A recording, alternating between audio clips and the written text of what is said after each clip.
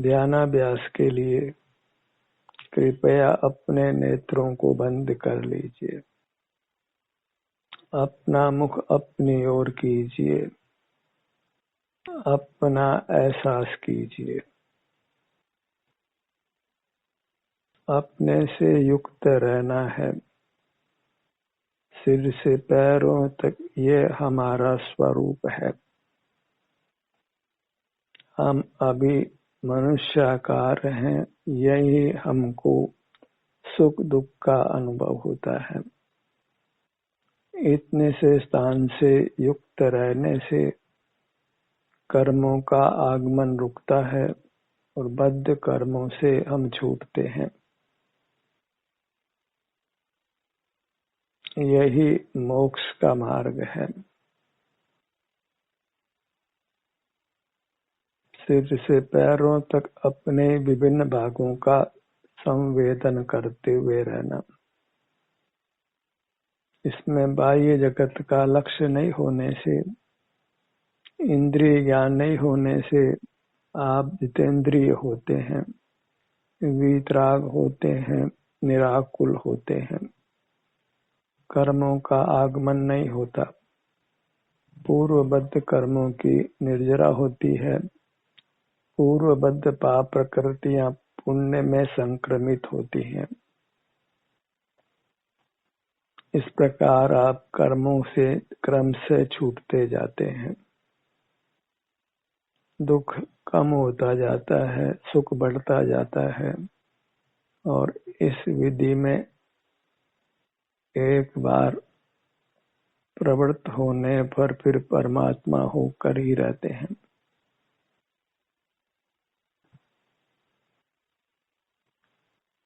दुखों से मुक्त होना ही मोक्ष होना है और दुख कर्म के बंधन से है।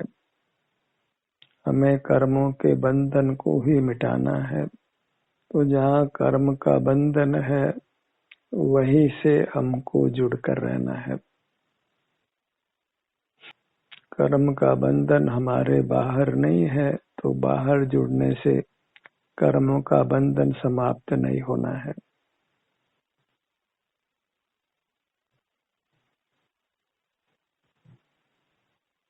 सिर से पैरों तक ही बने रहिए। इस प्रकार अपने दुखों से रक्षा करिए। यह अपना अमूर्त शरीर ही वास्तव में अपना है। अन्य कोई पदार्थ हमारा नहीं है। जो हमारा नहीं है उसको देखना जानना भी हमारा स्वभाव नहीं है। वह एक प्रथा की चेष्टा है। न बाह्य पदार्थ हमारे हैं, न उनके सुख का अनुभव हमको होता है। तो सारा ही इंद्रिय ज्ञान एक मोह की चेष्टा है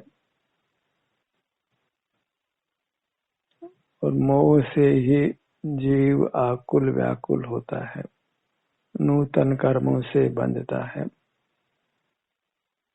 मोक्ष का एक ही मार्ग है, अपनी मूर्त का एहसास अनुभव संवेदन करते हुए रहना और अपनी मूर्त यहाँ आराम या वेदना की स्थिति से ही हमको प्रतीति में आती है।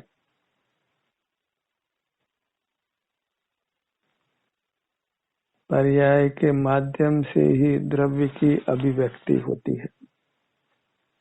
बाहर में मूर्त पदार्थों की पर्याय को जानकर ही उनके द्रव्य का ज्ञान हमको होता है। वस्तु अपनी पर्याय से ही व्यक्त होती है। अपना द्रव्य यहाँ सुख दुख की संवेदना से ही हमको आत्म प्रदेशों की, आत्म द्रव्य की, अपने अमूर्त अंगोपांगों की प्रतीति होती है।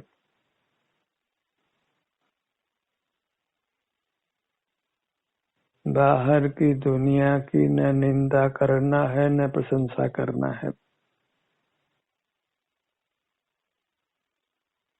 किसी की न हार का चिंतन करना है न किसी की जय का चिंतन करना है। अपनी दुनिया अपने में है और वह सर्वांग सुखमय है। हमें सुख की ही कामना है तो अपनी दुनिया में अर्थात अपने सिर से पैरों तक रहना है, पराधीन नहीं होना है, परलक्षी नहीं होना है। बाहर में मूर्त पदार्थ इंद्रिय ज्ञान से जानने में आते हैं, उस इंद्रिय ज्ञान का निरोध करना है, अर्थात मूर्त पदार्थों को देखना जानना नहीं है, न उनका अर्जन करना है, न उनका भोग करना है, न उनकी रक्षा करना है। अब तक की सारी जिंदगी ही भौतिक पदार्थों के अर्जन रक्षण भोग में व्यतीत हुई है। हम अपनी मूर्त को ही भूल गए हैं। जो सुख स्वभावी है, अपनी है, उसी का वेदन भोग करने से हम च्युत रहे हैं। पर से ही सुख पाने की आशा लगाई है, पर से सुख की आशा से ही हम नाना दुख भोग रहे हैं। इसलिए उस आशा को पिशाचिनी कहते हैं। लोक में बाहर से सुख की आशा को जीवंत रखने का प्रयास किया जाता है। उस आशा की पूर्ति नहीं हो सकती है, क्योंकि बाहर सुख नहीं है और अपने में सुख अमर्यादित है।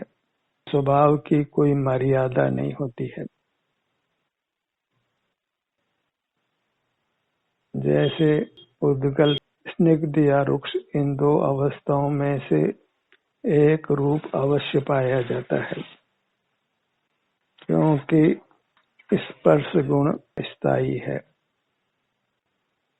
कभी स्निग्ध कभी रुक्ष होता है। उसमें यह रूपांतरण होने से वह अन्य पुद्गलों से बंधता है और अन्य जीव जो पुद्गल के साथ बंध कर राग द्वेष रूप परिणमन करते हैं, तो उस राग द्वेष में भी कथनचित मूर्तता है।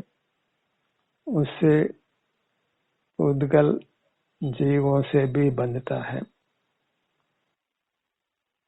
पर जो जीव शुद्ध हो गए हैं, वीतराग हो गए हैं, उनमें मूर्तता नहीं है, उनसे मूर्त कर्म नहीं बन सकता है। हमें बस रागादिक परिणामों से रहित होना है और उसके लिए बहिर्मुखता को दृढ़ता से रोक कर रखना है। यदि कर्म का बंधन नहीं चाहिए, अविनाशी मुक्त दशा चाहिए, तो इंद्रिय ज्ञान को दृढ़ता से रोक कर रखना है और हमें इंद्रिय ज्ञान ही होता है। तो ज्ञान को ही दृढ़ता से रोकने से मोक्ष की प्राप्ति होती है। इस जगत में सर्वत्र मोह व्याप्त होने से ज्ञान को अच्छा जाना जाता है। या जग में अनिवार्य अंधेर छयो अति भारी।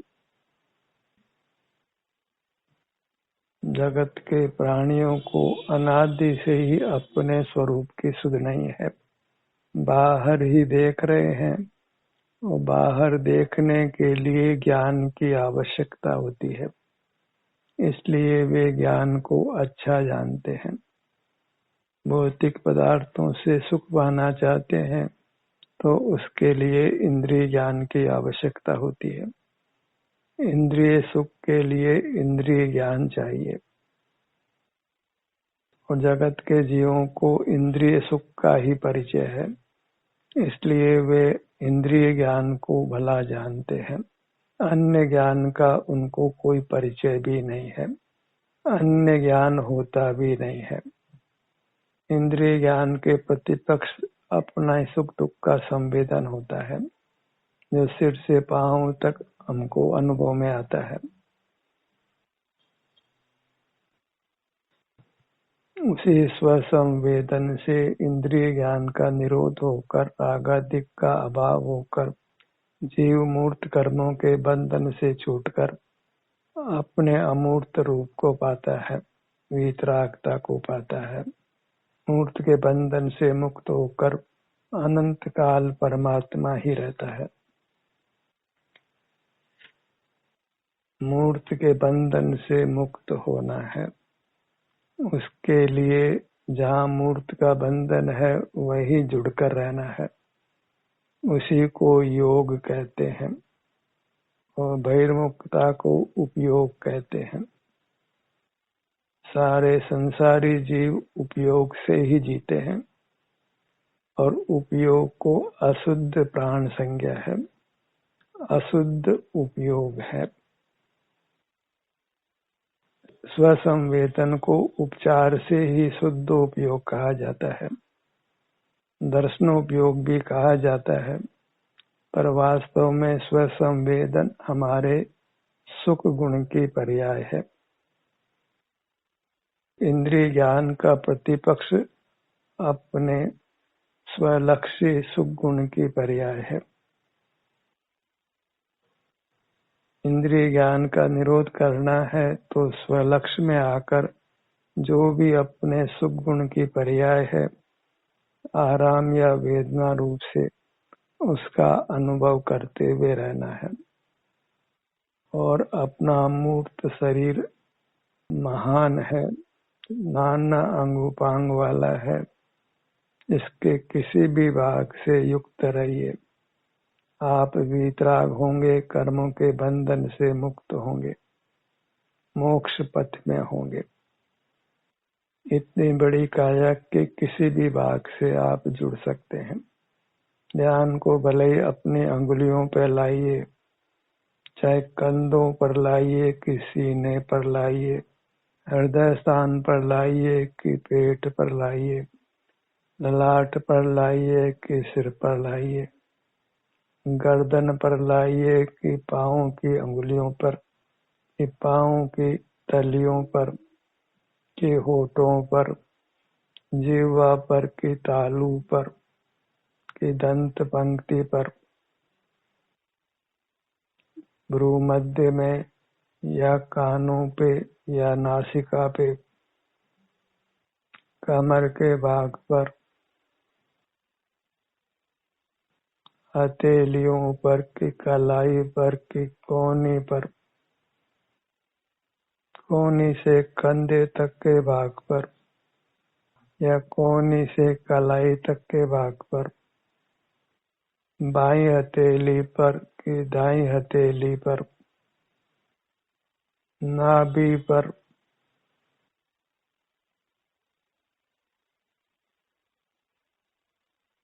टखनों पर कि घुटनों पर, कि एड़ी पर, कि ठुड्डी पर,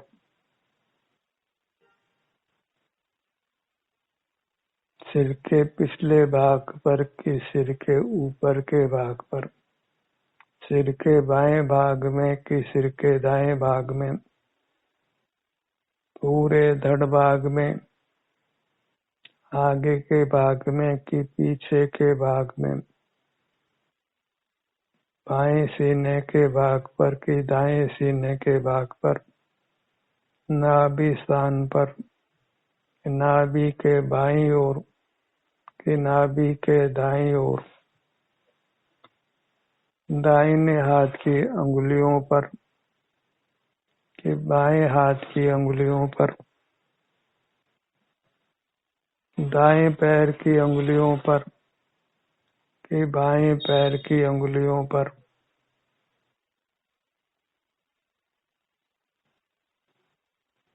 पगतली के आगे के भाग पर, पीछे के भाग पर कि मध्य भाग पर,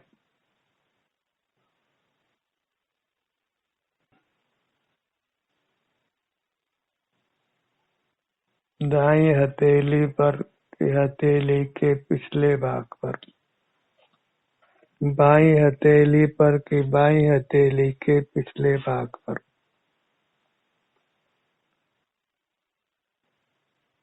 बाएं नथुने पर कि दाएं नथुने पर, बाईं आंख पर, दाईं आंख पर, कि बाएं कान पर, कि दाएं कान पर।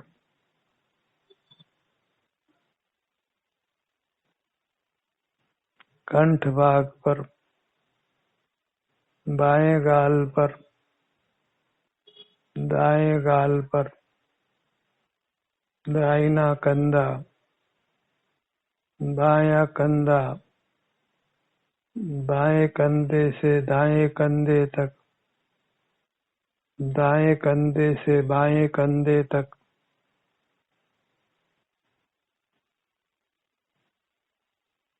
बाईं आंख से दाईं आंख तक।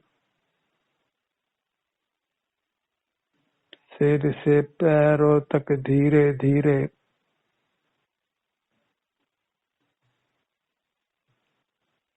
सिर के पिछले भाग से नीचे पांव की एड़ी तक धीरे धीरे।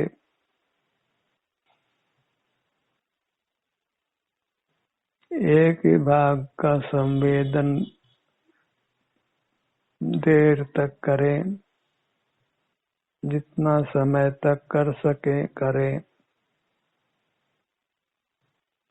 जहाँ भी स्वतः ही तीव्र संवेदना हो रही हो उसका अनुभव करें।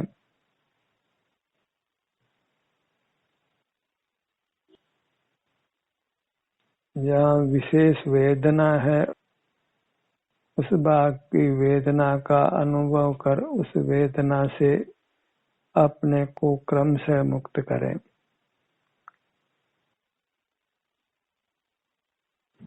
दोनों नथनों के भाग पर,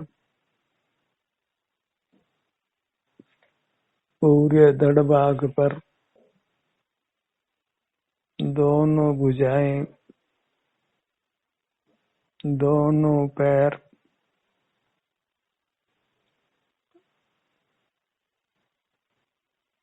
हम अपना कर्तव्य कर लेते हैं जब अपने ही शरीर के विभिन्न भागों का संवेदन करते रहते हैं, और इस कर्तव्य के करने से ही हम कृतकृत्य हो जाते हैं, सिद्ध परमात्मा हो जाते हैं। करना इतना ही है कि हमको अपने चिन्ह मूर्त का ही ऐसा संवेदन करते हुए रहना है। बाहर की जिज्ञासा पर रोक लगाना है। वही जिज्ञासा ही कालकूट विष है, नाना दुखों का कारण है। इंद्रिय ज्ञान ही एकमात्र संसार का हेतु है।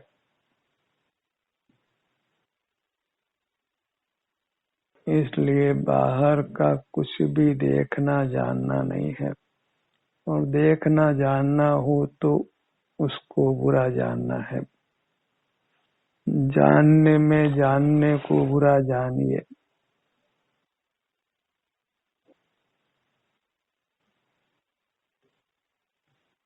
अपना संवेदन कर अपने संवेदन को अच्छा जानिए। जानना ज्ञान है और संवेदन आनंद है, और दोनों युगपत नहीं हो सकते हैं। जानना छोड़कर आनंद भोगना है। जानने में नाना दुख है, और अपने संवेदन में उत्तरोत्तर बढ़ता हुआ सुख है। फिर पूर्ण सुख की प्राप्ति है। फिर अनंत काल परमात्मा रूप ही रहना है। हम जहाँ हैं, जैसे हैं, अच्छे हैं, यदि हम अपना एहसास करते हुए रहें। फिर गृहस्थ हैं कि मुनि हैं कि धनवान हैं कि निर्धन हैं, दुर्बल हैं कि सबल हैं, ज्ञान का विशेष उगाड़ है या नहीं है, इंद्रियां कुशल है कि नहीं है, स्मृति बलवान है कि नहीं है, स्वर मधुर है कि नहीं है, आप बाह्य कार्यों को सुचारू रूप से कर पाते हैं या नहीं कर पाते हैं, शारीरिक श्रम का काम कर पाते हैं या नहीं कर पाते हैं, इस सब से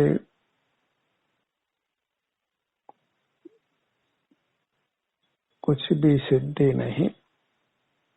हमें तो बस जैसी अपनी मूर्त है उसी से युक्त रहना योग्य है, उसी से यह मूर्त परमात्मा होती है। अपनी मूर्त को ही आत्मा संज्ञा है और वह अपने स्वरूप से परमात्मा है। प्रगट पर्याय में परमात्मपने का अभाव है, क्योंकि हमको अपनी मूर्त का परिचय नहीं है। या ये मैं हूँ ऐसी प्रतीति होने पर भी ये परमात्मा रूप है, मेरा स्वरूप है, इससे युक्त होकर मैं सुखी होऊंगा, परमात्मा होऊंगा, इतनी समझ उत्पन्न नहीं हुई है, क्योंकि हम अपने सन्मुख ठहरे नहीं हैं। बिना अपने सन्मुख ठहरे हुए दर्शन मोह कर्म का नाश नहीं होता, सम्यक ज्ञान नहीं होता। मुक्त होने के बाद फिर ज्ञान नहीं है, केवल आनंद है। संसार में ही बढ़ता हुआ ज्ञान देखकर हम परमात्मा को पूर्ण ज्ञानी मान लेते हैं, पर यह योग्य नहीं है, कुयुक्ति है, क्योंकि अनुभव के समय ज्ञान की प्रवृत्ति नहीं होती है।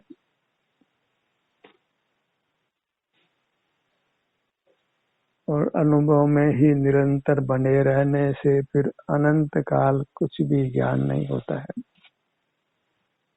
परमात्मा को न इंद्रिय ज्ञान है, न अतीन्द्रिय ज्ञान है, न चौपशम ज्ञान है, न छाई ज्ञान है। वहाँ केवल सुखानुभूति है और सब जीवों को केवल सुख की ही कामना होती है। अन्य कुछ कामना होती है वह भी सुख पाने के लिए ही होती है। और जब अपने से युक्त होकर ही हम स्वस्थ हो जाते हैं, सुखी हो जाते हैं, तो फिर कुछ अन्य के पाने का कोई प्रयोजन नहीं है, अन्य के जानने का भी कुछ प्रयोजन नहीं है। जानना जितना भी है उसको कुशील संज्ञा है, क्योंकि जानना हमको संसार में कायम रखता है।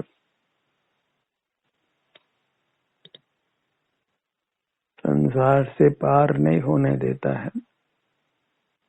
जानना विकल्प रूप है और विकल्प आकुलता पैदा करता है। जो पर है वह दूसरा है।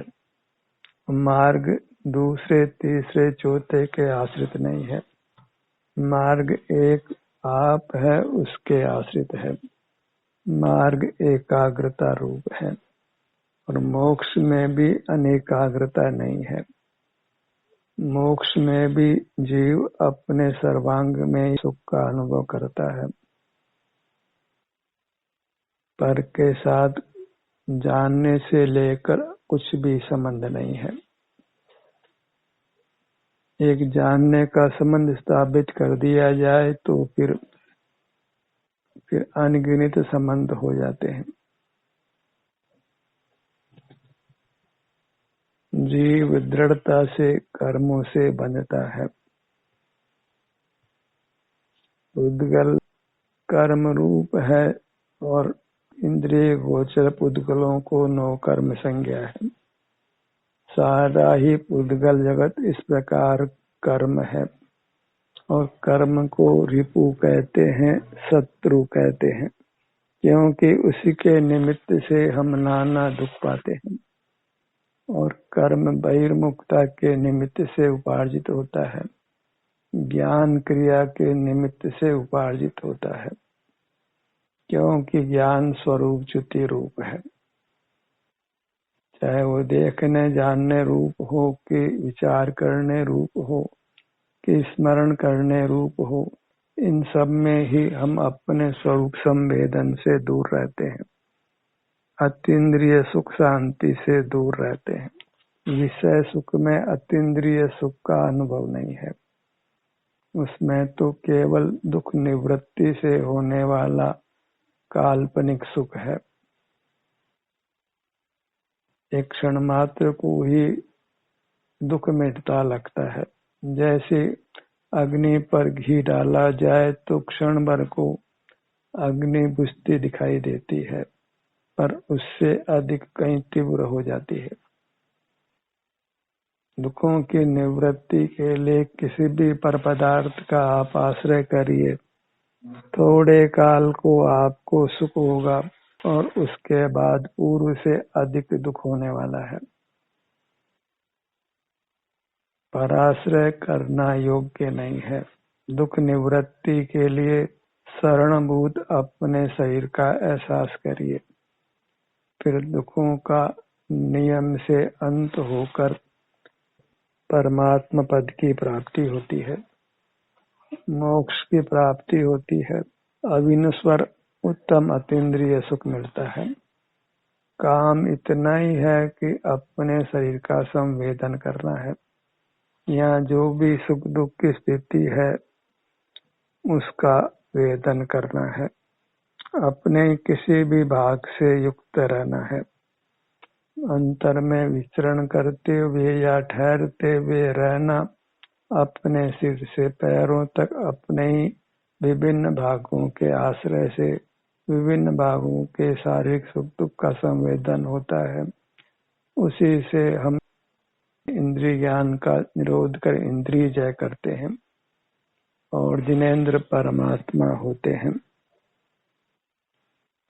जिनेंद्र होना ही योग्य है, वही एक उत्तम पद है। बाहर के सब पद मोह जनित हैं, उनमें आकुलता ही होती है। एक ही पद अच्छा है, वह परमात्मा पद है। मैं स्वरूप से परमात्मा हूँ, अपने ही संवेदन रूप हूँ, ऐसा निर्धार करते हैं तो सहज वृत्ति अपने संवेदन रूप होगी और आप शीघ्र ही परमात्मा होंगे। ध्यान का सूत्र यही समाप्त होता है।